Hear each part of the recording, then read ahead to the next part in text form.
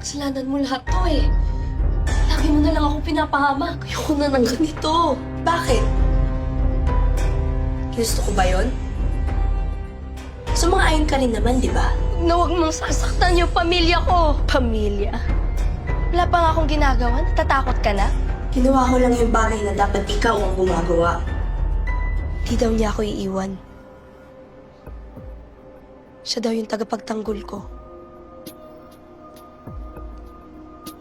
Mabait ba siya? Anong klaseng kapatid si Lena? Anong gagawin ko dito?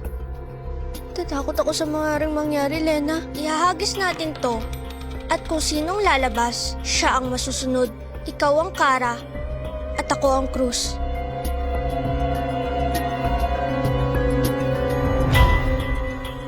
Anong klaseng kutsilyo daw yung ginamit?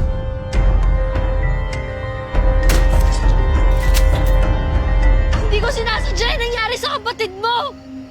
Hindi ko talaga sinasadya! Si Adela ang nagplano ng lahat!